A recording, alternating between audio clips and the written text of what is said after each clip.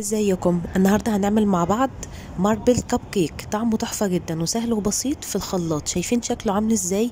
كمان الكيك هش وطري جدا. من نفس عجينه الكيك دي عملت منها فطيره بالجبنه، كانكم كده بتاكلوا تشيز كيك بالظبط. طعمها تحفه جدا. شوفوا الطراوه، طعمه خطير جدا جنب الشاي بحليب. حلو جدا لللانش بوكس للاطفال. ان شاء الله يعجبكم. لو اول مره تشوفوني، انا اسمي الاء. ما تنسوش تعملوا لايك وشير، وكمان متابعه للصفحه بتاعتي على الفيسبوك باسم لولي ياسين، وكمان اشتركوا في قناتي على اليوتيوب باسم لولي ياسين.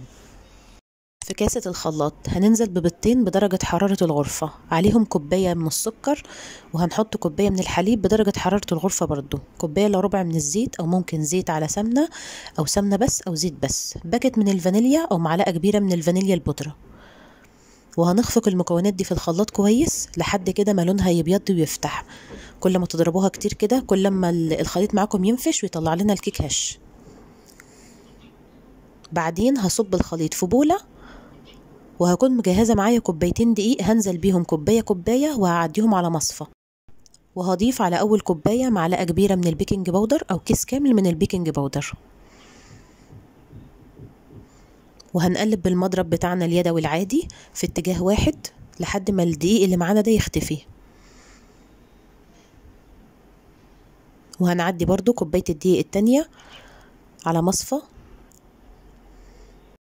بعدين بقى هنكمل تقليب برضو بالمضرب، ونخلي بالنا ان احنا ننفض المضرب زي ما انتم شايفين كده، علشان بيبقى فيه برضو دقيق لسه ما اتخلطش مع الخليط السائل. لحد ما بقى الخليط معايا ناعم وسفت زي ما انتم شايفين، هنبدأ بقى ناخد ربع كوباية من الخليط اللي هو بالفانيليا. وهكون مجهزة معايا معلقة صغيرة من الكاكاو الخام غير المحلى.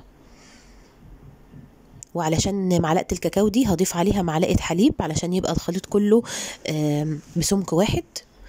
هقلب كويس زي ما انتم شايفين، وكده خلصناها. معايا بقى قوالب الكب كيك بتاعتي او صينية كب كيك زي ما تحبوا. القوالب اللي معايا دي سيليكون، مش بتحتاج ان انا ادهنها زبدة او زيت او اي حاجة خالص، فبنزل بالخليط فيها مباشرة على طول كده. بعد ما بخلص كل الكمية ببدأ ان انا اخد على كل كب من دول معلقة صغيرة من الكيك الشوكولاتة اللي احنا عملناه. بعد ما خلصت كل الكمية بنبدأ نعمل بقى اي شكل مفضل ومحبب ابدعوا فيها. بنقلبه الشكل كده زي ما انتم شايفين. انا مسخنة الفرن على درجة حرارة 180 ومجهزة الرف الاوسط. هركن بس الصينية على جنب علشان اوريكم الفطيرة اللي انا عملتها، كان طعمها لذيذ جدا. دهنت صينية بشوية من الزيت وعليهم رشة من الدقيق، غلفتها كويس بالدقيق، وخدت معلقة من الجبنة الكريمي، أي نوع جبنة كريمي، ملحه مش تقيل، يكون خفيف، وقلبتهم كويس مع بعض ونزلت بالخليط في الصينية. وبعدين عملت ميكس من الجبنة الكريمي ومعاها قشطة، وقلبتهم كويس مع بعض وحطيتهم في كيس حلواني. وهبدأ ان انا اعمل الشكل ده زي ما انتم شايفين. هي ما ظبطتش في الاول، بس بعدين ايه اتظبطت زي ما انتم شايفين كده. وبس هظبطها بقى بأي خلة برضو.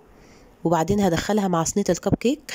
قلنا درجة حرارة 180 رف أوسط، هياخدوا من 35 ل 40 دقيقة بالظبط. أنا ما فتحتش الفرن خالص إلا بعد المدة دي، واختبرتها بخل خشب. شايفين الجمال؟ خطيرة بجد. الكب كيك بقى وهو لسه سخن ومولع كده، عايزه اقول لكم بيتحاش من القوالب دي بكل سهوله. وشوفوا شكله عامل ازاي، زي الجاهز بالظبط اللي بنجيبه من بره. طري جدا وهش، تحفه بجد.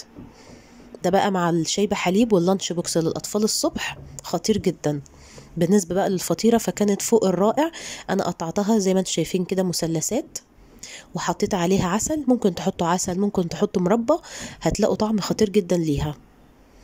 أنا حبيت أنوع إن أنا أعمل ميكس ما بين الكب كيك وكمان الفطيرة دي. جربوها وإن شاء الله هتعجبكم. أشوفكم على خير في فيديو جديد. مع السلامة.